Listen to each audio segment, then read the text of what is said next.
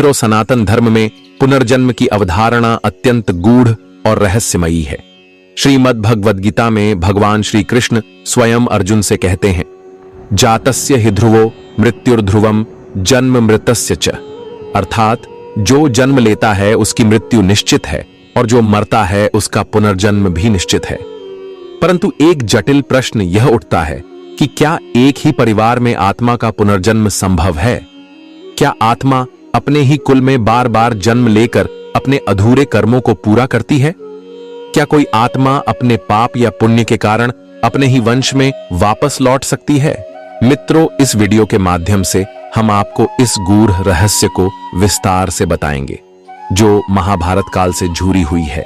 मित्रों, कहते हैं कि इस कथा को सुनने मात्र से व्यक्ति के कोटि कोटि पापों का नाश होता है। तो आपसे आग्रह है कि इसे पूरे ध्यानपूर्वक और आखिरी तक अवश्य देखें। साथ ही इस वीडियो को एक लाइक करके कमेंट में जय श्री हरि विष्णु लिखकर ईश्वर को अपना आभार व्यक्त करें। तो चलिए शुरुआत करते हैं आज की इस ज्ञानवर्धक प्रस्तुति की। मित्रों, यह कथा महाभारत काल से जुड़ी हुई है और भगवान श्री कृष्ण स्वयं इस रहस्य को उजागर करते हैं। महाभारत का युद्ध समाप्त हो चुका था। धर्मराज युधिष्ठिर ने हस्तिनापुर का शासन संभाल लिया था। पांडवों ने अपनी संपूर्ण शक्ति से राज्य को धर्म के मार्ग पर चलाने का प्रयास किया, किंतु उनके मन में अब भी कई आध्यात्मिक प्रश्न थे। युद्ध के दौरान उन्होंने अपने परिवार के कई सदस्यों को खो दिया था। भीष्म पितामह, अभिमन्यु, द्रोणाचार्य, कर्ण और स्वयं श्री कृष्ण की इच्छा से कौरव वंश का संहार हो गया था। यह सब देखकर युधिष्ठिर के मन में एक गहरी जिज्ञासा उत्पन्न हुई। एक दिन वे अपने भाइयों भीम, अर्जुन, नकुल और सहदेव के साथ महर्षि वेदव्यास के आश्रम पहुंचे। वहां उन्होंने श्रद्धा पूर्वक महर्षि के चरणों में प्रणाम किया और अपनी शंका प्रकट की। युधिष्ठिर बोले, गुरुदेव, आपने हमें धर्म, कर्म और पुनर्जन्म के गूढ़ रहस्यों के बारे में सिखाया है, किंतु एक प्रश्न मेरे मन को विचलित कर रहा है। क्या एक ही परिवार में पुनर्जन्म संभव है? क्या कोई आत्मा अपने ही वंश में बार बार जन्म ले सकती है? मित्रों, फिर महर्षि वेदव्यास ने गहरी दृष्टि से युधिष्ठिर को देखा। वे जानते थे कि युधिष्ठिर कोई साधारण मनुष्य नहीं थे। वे स्वयं धर्मराज के अंशावतार थे, जिनका हृदय सदा सत्य की खोज में लगा रहता था। उन्होंने कुछ क्षण ध्यान लगाया, फिर गंभीर स्वर में बोले, धर्मराज, यह प्रश्न जितना सरल लगता है उतना ही गूढ़ और रहस्यमय है। पुनर्जन्म के नियम अटल हैं, किंतु कभी कभी कोई आत्मा विशेष परिस्थितियों में अपने ही कुल में बार बार जन्म लेती है। यह तब होता है जब उसके अधूरे कर्म उसी परिवार से जुड़े होते हैं या जब उसने अपने पूर्व जन्म में कोई विशेष संकल्प या शराप प्राप्त किया होता है। युधिष्ठिर और उनके भाई ध्यानपूर्वक सुन रहे थे। महर्षि वेदव्यास आगे बोले, पुनर्जन्म के 3 कारण होते हैं। पहला, प्रारब्ध कर्म। जो कर्म पहले किए गए हैं वे अगले जन्म में फल देने के लिए बाध्य होते हैं। दूसरा, संस्कारों का प्रभाव। जब किसी आत्मा की गहरी स्मृतियां या भावनाएं अधूरी रह जाती हैं तो वह जन्म लेने के लिए उसी स्थान की ओर आकर्षित होती है। तीसरा, ऋणानुबंध। यदि किसी आत्मा का किसी कुल या परिवार से गहरा संबंध हो तो वह वहां पुनः जन्म ले सकती है। यह संबंध प्रेम, घृणा, पाप या पुण्य किसी भी रूप में हो सकता है। युधिष्ठिर ने आगे प्रश्न किया, गुरुदेव, क्या कोई ऐसा उदाहरण है जिससे यह प्रमाणित हो सके कि कोई आत्मा अपने ही कुल में जन्म लेती है? महर्षि वेदव्यास मुस्कुराए और बोले, हां, मैं तुम्हें एक ऐसी घटना सुनाने जा रहा हूं जो स्वयं भगवान श्री कृष्ण के काल में घटित हुई थी। यह कथा द्वारका के एक ब्राह्मण और अर्जुन की प्रतिज्ञा से जुड़ी हुई है। इसी कथा में पुनर्जन्म का एक रहस्यमय उदाहरण मिलता है। मित्रों, यह सुनकर पांडवों की जिज्ञासा और भी बढ़ गई। महर्षि वेदव्यास ने एक प्राचीन कथा सुनानी शुरू की और बोले, महाभारत युद्ध के कुछ समय बाद जब श्री कृष्ण द्वारका में राज्य कर रहे थे, तब एक दिन एक ब्राह्मण उनके दरबार में आया। वह अत्यंत व्यथित था। उसने प्रभु श्री कृष्ण के चरण पकड़कर विलाप किया। युधिष्ठिर और पांडव एकाग्र होकर सुन रहे थे। महर्षि ने आगे कहा, ब्राह्मण की समस्या विचित्र थी। वह बोला, कि उसकी जितनी भी संतानें जन्म लेती हैं वे सभी जन्म लेते ही मृत्यु को प्राप्त हो जाती हैं। यह घटना बार बार घटित हो रही थी। ब्राह्मण ने सोचा कि यह उसके किसी पाप का फल है, किंतु जब उसने सभी प्रकार के अनुष्ठान किए तब भी समाधान नहीं मिला। अंततः वह श्री कृष्ण के पास पहुंचा। मित्रों, यह सुनकर युधिष्ठिर के मन में कौतूहल उत्पन्न हुआ। गुरुदेव, क्या श्री कृष्ण ने ब्राह्मण की समस्या का समाधान किया? महर्षि वेदव्यास ने उत्तर दिया, हां, किंतु इस घटना में एक गूढ़ रहस्य था। ब्राह्मण का यह दुख केवल एक साधारण घटना नहीं थी, बल्कि यह पुनर्जन्म और कर्म के बंधन से जुड़ा हुआ था। जब अर्जुन को इस घटना का पता चला तो उसने ब्राह्मण से प्रतिज्ञा की कि वह स्वयं उसकी अगली संतान की रक्षा करेगा। किंतु जब ब्राह्मण का पुत्र फिर से गायब हो गया तब अर्जुन ने स्वयं यमलोक की यात्रा की। भीम ने आश्चर्यचकित होकर पूछा, क्या अर्जुन यमलोक तक चले गए? महर्षि ने उत्तर दिया, हां, अर्जुन ने वहां जाकर यमराज से इस घटना का रहस्य पूछा। तब यमराज ने उन्हें बताया कि यह ब्राह्मण कोई साधारण आत्मा नहीं है। यह आत्मा पहले भी इसी कुल में जन्मी थी और अपने कर्मों के कारण इसे बार बार अपने ही परिवार में जन्म लेना पड़ा। मित्रों, युधिष्ठिर और पांडव अब पूरी तरह इस कथा में डूब चुके थे। मित्रों, महर्षि वेदव्यास ने अंत में कहा, धर्मराज, यह कथा तुम्हें यह समझाने के लिए है कि आत्मा के कर्म उसके पुनर्जन्म का निर्धारण करते हैं। यदि आत्मा का कोई विशेष संबंध किसी परिवार से हो तो वह उसी कुल में पुनः जन्म ले सकती है, कभी पुण्य के कारण, कभी शराब के कारण, तो कभी किसी अधूरे कार्य को पूरा करने के लिए। युधिष्ठिर ने गहरी सांस ली और बोले, अब मैं समझ गया कि कर्म, परिवार और पुनर्जन्म का रहस्य कितना गहरा है, किंतु मुझे अब इस कथा को विस्तार से सुनने की जिज्ञासा है। महर्षि वेदव्यास मुस्कुराए और बोले, तो सुनो, द्वारका के उस ब्राह्मण की पीड़ा और अर्जुन की प्रतिज्ञा की पूरी कथा।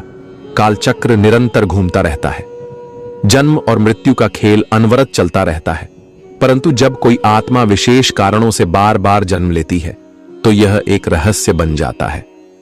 यह घटना उस समय की है जब भगवान श्री कृष्ण द्वारका में अपने राजमहल में निवास कर रहे थे।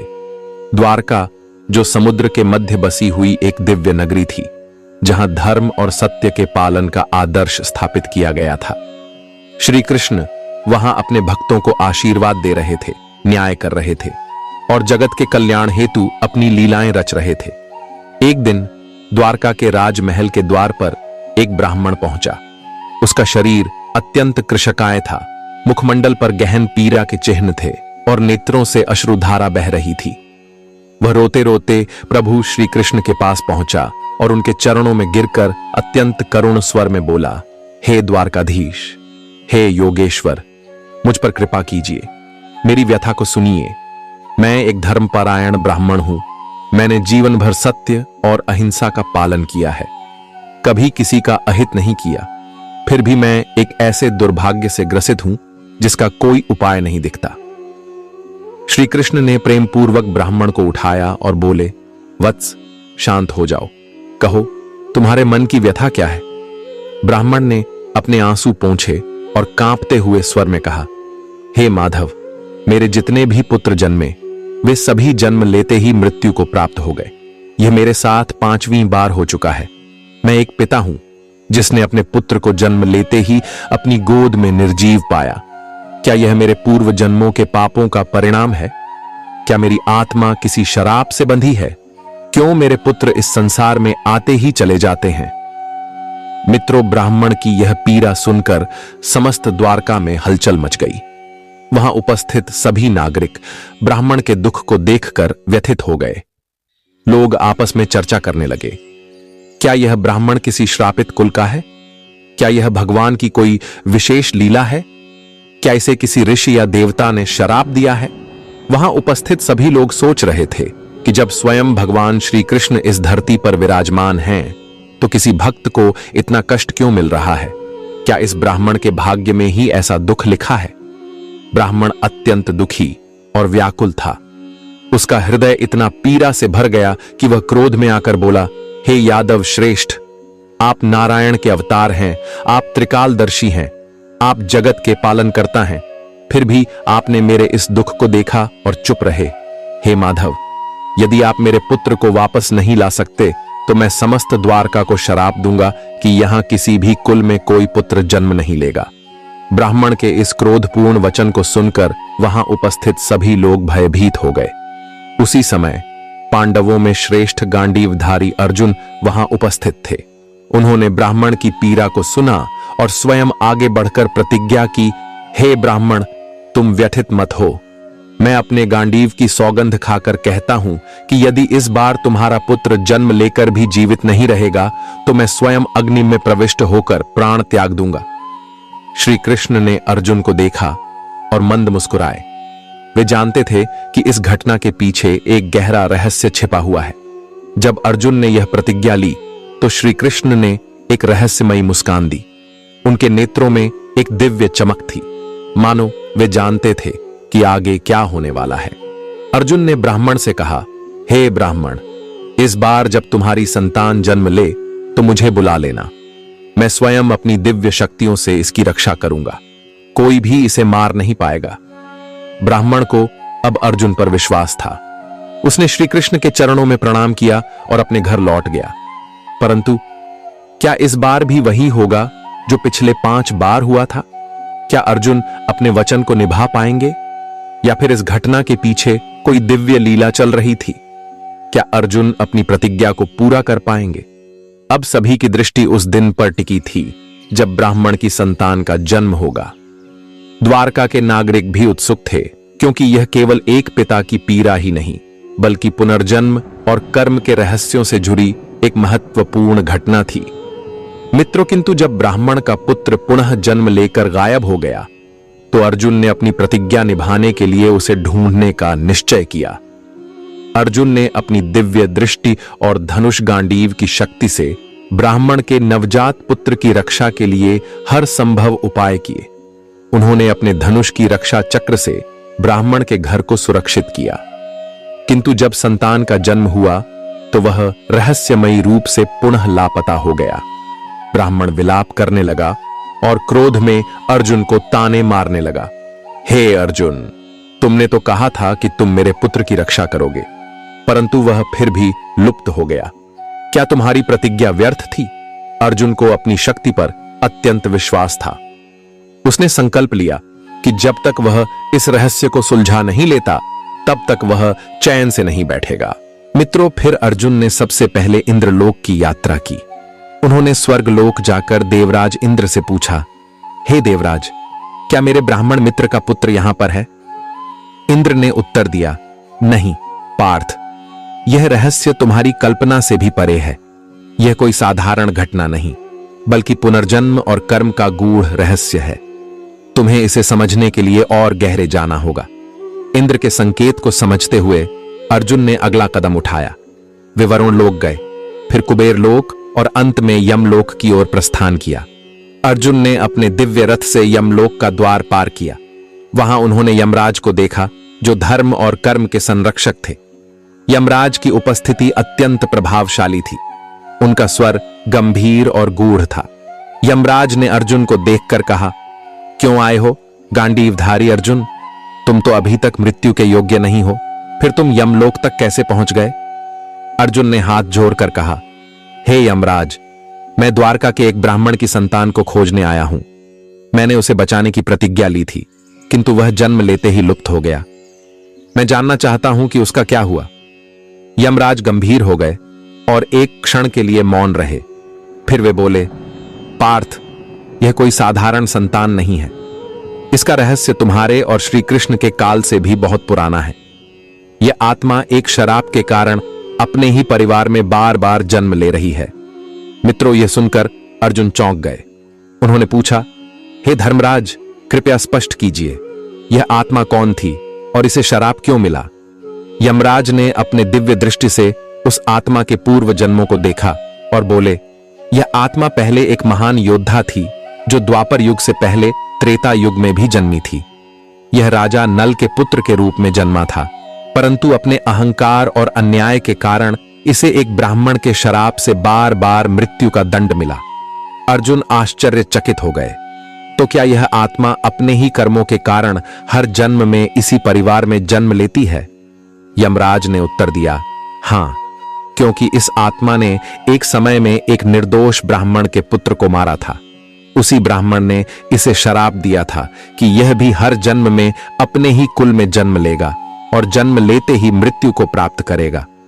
जब तक कोई महान योद्धा और दिव्य पुरुष इसे इस चक्र से मुक्त नहीं कराएगा, तब तक इसका यह चक्र चलता रहेगा।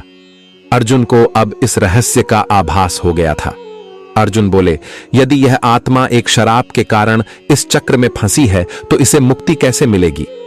यमराज ने उत्तर दिया, केवल भगवान श्री कृष्ण ही इसे इस चक्र से मुक्त कर सकते हैं, क्योंकि वे स्वयं नारायण हैं। वे ही इस आत्मा के प्रारब्ध को बदल सकते हैं। यदि वे चाहें तो इसे मोक्ष मिल सकता है। अर्जुन ने तुरंत श्री कृष्ण का ध्यान किया और उन्हें यमलोक बुलाया। श्री कृष्ण दिव्य रूप में प्रकट हुए। श्री कृष्ण मुस्कुराए और बोले, हे पार्थ, यह आत्मा अपने ही कर्मों में उलझी हुई थी, परंतु अब इसका समय आ गया है कि इसे मोक्ष प्राप्त हो। फिर श्री कृष्ण ने अपने दिव्य सुदर्शन चक्र से उस आत्मा के बंधनों को काट दिया। यमराज ने कहा, अब यह आत्मा पुनः जन्म नहीं लेगी, इसका चक्र समाप्त हो गया है। हे अर्जुन, तुमने इस आत्मा को मुक्त कराने में एक महत्वपूर्ण भूमिका निभाई है। अर्जुन और श्री कृष्ण ने ब्राह्मण के पुत्र को वापस जीवित कर दिया और उसे द्वारका में उसके माता पिता को सौंप दिया। जब ब्राह्मण ने अपने पुत्र को जीवित देखा तो वह आश्चर्य और हर्ष से भर उठा। उसने श्री कृष्ण और अर्जुन को धन्यवाद दिया। अर्जुन ने समझ लिया कि कर्म, पुनर्जन्म और शराब का रहस्य कितना गहरा है। यह केवल एक जीवन का खेल नहीं था, बल्कि आत्मा की यात्रा थी, जो तब तक चलती रहती है जब तक वह अपने कर्मों से मुक्त नहीं हो जाती। मित्रों, फिर श्री कृष्ण ने अर्जुन से कहा, हे पार्थ, यह घटना तुम्हें यह सिखाने के लिए हुई कि आत्मा अपने कर्मों के अनुसार जन्म लेती है, किंतु जब कोई सत्य और धर्म के मार्ग पर चलता है तो उसे मोक्ष की प्राप्ति होती है। अर्जुन ने सिर झुका लिया और कहा, हे केशव, अब मैं पुनर्जन्म और कर्म के गूढ़ रहस्य को समझ गया। सत्य और धर्म ही आत्मा की मुक्ति का मार्ग है। युधिष्ठिर और पांडवों ने जब यह कथा सुनी तो वे आश्चर्यचकित रह गए। महर्षि वेदव्यास ने कहा, धर्मराज, यह घटना सिद्ध करती है कि पुनर्जन्म सत्य है। यदि किसी के कर्म उसके परिवार या कुल से जुड़े होते हैं तो आत्मा बार बार वहीं जन्म ले सकती है जब तक कि वह मुक्त न हो जाए। यही कारण है कि कुछ लोग अपने पिछले जन्म की स्मृतियां रखते हैं। युधिष्ठिर ने सिर झुकाकर कहा, हे गुरुदेव, अब मेरी शंका का समाधान हो गया। पुनर्जन्म का रहस्य अद्भुत और गूढ़ है, किंतु धर्म ही इसका एकमात्र समाधान है। तो मित्रों, इस कथा से यह प्रमाणित होता है कि यदि आत्मा के कर्म किसी परिवार या कुल के प्रति विशेष रूप से बंधे होते हैं तो पुनर्जन्म उसी परिवार में संभव हो सकता है। यह रहस्य केवल ईश्वर ही जानते हैं कि कौन, कब और कहां जन्म लेगा, परंतु शास्त्रों में ऐसे कई प्रमाण मिलते हैं जो पुनर्जन्म की इस धारणा को बल देते हैं। तो मित्रों, पुनर्जन्म के विषय में आपकी क्या राय है? हमें कमेंट में अवश्य लिखें। साथ ही ऐसी ही जानकारी के लिए हमारे इस चैनल को सब्सक्राइब अवश्य कर लें और हां, इसे अपने मित्रों बंधुओं के साथ शेयर अवश्य करें।